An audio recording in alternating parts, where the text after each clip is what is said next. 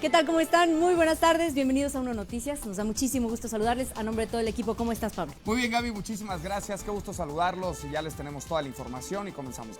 Comenzamos con lo que ha ocurrido en Japón en las últimas horas. El número de víctimas a consecuencia del terremoto de 9 grados y el posterior tsunami va en aumento. Desafortunadamente, la Agencia Nacional de Policía ubicó en 3.373 el número de muertos, mientras que los heridos suman 6.746. A pesar de que informes no confirmados indican que las víctimas mortales podrían ascender a las 15.000, las autoridades indicaron que cerca de 25.000 personas han sido rescatadas con vida entre los escombros. Por el momento, más de 500.000 de personas continúan en refugios, mientras el agua, la comida y el combustible escasea cada vez más. Aún se desconoce la amplitud, la magnitud de la destrucción causada por el potente sismo del viernes y el tsunami posterior, mientras los equipos de rescate avanzan por la región al norte de Tokio, donde se teme que hayan muerto al menos 10.000 personas. Según el Servicio Geológico de Estados Unidos, tras el sismo del viernes, Japón se desplazó una distancia de 3 a 4 metros hacia el este, por lo que ahora se encuentra más cerca de Estados Unidos y más lejos de Rusia. Hoy una nueva réplica de 6.3 grados Richter sacudió la misma costa de Fukushima. Hasta el momento han sido cerca de 200 los temblores que han seguido al de 9 grados del viernes.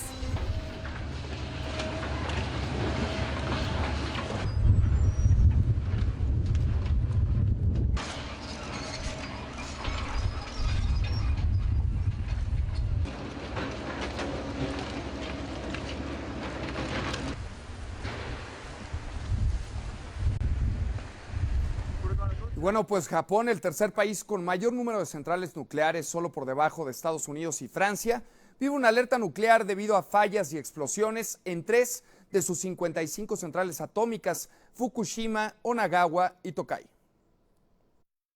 Luego de una nueva explosión en el reactor número 2 de la planta de energía nuclear Daiichi, ubicada en la prefectura de Fukushima, el gobierno recomendó a las personas que aún no han sido evacuadas mantenerse dentro de sus casas y fuera de un radio de 30 kilómetros de la zona del complejo nuclear, mismo perímetro con la que se impuso una zona de exclusión aérea. Un cuarto reactor presentó un incendio que fue controlado poco tiempo después, pero también puso en riesgo su funcionamiento y en este momento es el que representa el mayor peligro en términos de una posible fuga. La Autoridad de Seguridad Nuclear francesa ubicó el desastre nuclear japonés en el nivel 6, solo por debajo del de Chernobyl, y confirmó la fusión parcial del corazón de los reactores 1, 2 y 3. Por su parte, la radiación desprendida de la tercera explosión registraba niveles significativamente altos y se dirigían a Tokio gracias al viento, pero las autoridades niponas dijeron que el incremento era demasiado pequeño para que significara una amenaza para los 39 millones de habitantes dentro y fuera de la capital. La radiación de los alrededores del complejo atómico llegó a sobrepasar 10.000 veces los límites legales. Sin embargo, hasta el momento se han registrado menos de 200 personas con niveles de radioactividad, de las que menos de 30 han procedido a descontaminar. Hace unas horas el Organismo Internacional de Energía Atómica admitió que el núcleo del reactor número 2 podría haber sufrido daños, mientras 50 ingenieros trabajan en el lugar para evitar una catástrofe. La Organización Meteorológica Mundial informó que los vientos están dispersando el material radioactivo emitido por la planta hacia el Océano Pacífico. El embajador de México en Japón, Miguel Ruiz Cabañas, informó que todavía faltan 3 mexicanos por localizar de los 60 que se encontraban en la zona afectada por el sismo y el tsunami. El diplomático dijo que podrían haber salido de la isla hace varios años y por eso no se les ha localizado, y también puntualizó que el personal de la embajada ubicada en Tokio no tiene órdenes de evacuar a menos que ocurra otro sismo de gran magnitud. Por su parte, la Secretaría de Relaciones Exteriores va a asumir los gastos parciales para evacuar a por lo menos 50 connacionales que viven en los alrededores de la planta nuclear Daiichi ubicada en Fukushima. Este apoyo incluiría el transporte y hospedaje en Osaka. La Cancillería también autorizó a la sede diplomática mexicana en Japón cubrir el costo del transporte aéreo para los mexicanos que quieran salir del archipiélago. Hasta el momento, ningún mexicano se ha confirmado entre las víctimas. Bueno, y por supuesto las historias de vida y valentía no pueden faltar en medio de las terribles circunstancias. Frente a una de las peores tragedias en más de 65 años, Japón ha dado ejemplo al mundo de civilidad, organización y perseverancia, mientras pueblos y pequeñas ciudades enteras han sido literalmente borradas del mapa. Con la colaboración del ejército y grupos internacionales, los equipos de salvamento han rescatado al menos a 25,000 personas con vida. En Nishimaki, ubicada en la prefectura de Miyagi, un hombre de 20 años que gritaba por ayuda fue encontrado entre los escombros luego de 4 días de permanecer atrapado.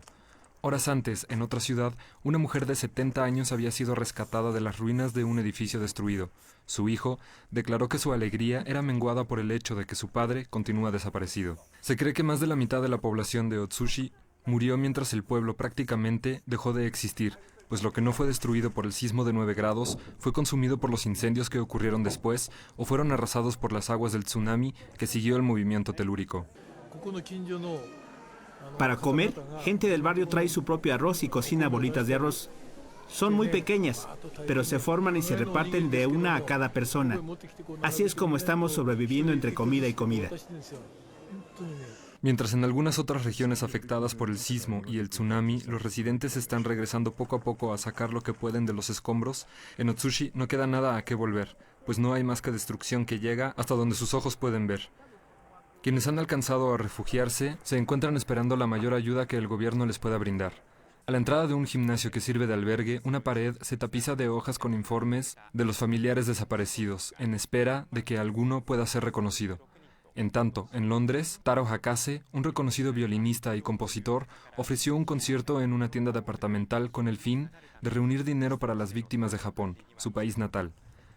El evento fue organizado por la Cruz Roja Británica y tuvo una asistencia superior a las 300 personas. En México, fue abierta la cuenta 04040406 en Bancomer para hacer cualquier donativo. Y pasando a otras informaciones, el embajador de Estados Unidos en México, Carlos Pascual, recomendó hoy a las autoridades de nuestro país invertir en policías comunitarios, recolectar información sobre los criminales y sus organizaciones para luego realizar operaciones efectivas y así lograr abatir al crimen organizado.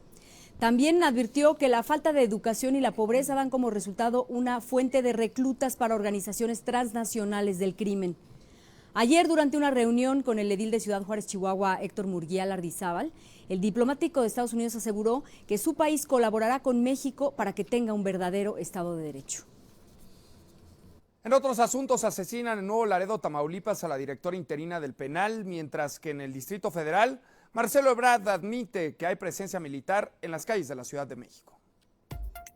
En Nuevo Laredo, Tamaulipas, fue asesinada la directora interina del Centro de Ejecución de Sanciones de la entidad, Rebeca Nicasio Vázquez.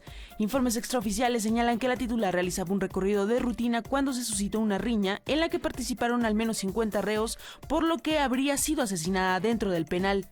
La Procuraduría General del Estado señaló como presunto homicida al recluso Pedro Hernández Marcial.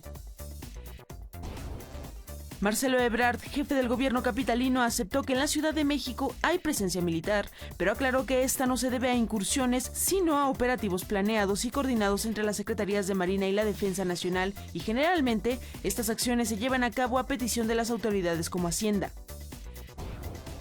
Los 3 jueces de Chihuahua que fueron suspendidos de sus funciones por haber dejado en libertad el año pasado al asesino de la joven Rubí Marisol Freire renunciaron a sus cargos. El Supremo Tribunal de Justicia del Estado estudia si Catalina Ochoa, Rafael Boudiv y Nezahualcóyotl Zúñiga pueden enfrentar juicio político, ya que el proceso solo puede seguirse a funcionarios o servidores en funciones. Un juez federal dictó auto de formal prisión en contra de Vicente Carrillo Leiva por el delito de operaciones con recursos de procedencia ilícita. El hijo del fallecido narcotraficante Amado Carrillo Fuentes fue ingresado el pasado 8 de marzo al Centro de Readaptación Social número 2, ubicado en Jalisco. El presidente Felipe Calderón entregó en Guanajuato cédulas de identidad personal que van a ayudar a salvaguardar la identidad de los menores de edad y evitar el tráfico de menores. El presidente aseguró que gracias a esta cédula también se harán más sencillos y menos costosos los trámites de acceso a los servicios públicos y los programas sociales.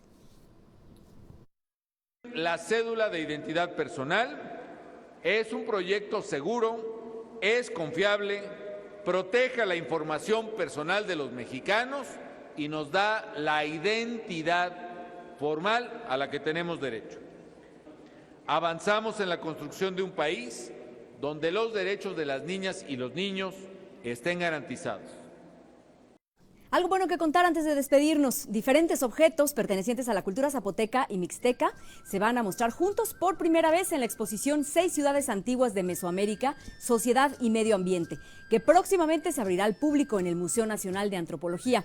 Más de 400 piezas arqueológicas, como la famosa máscara de Dios murciélago, podrán ser admirados.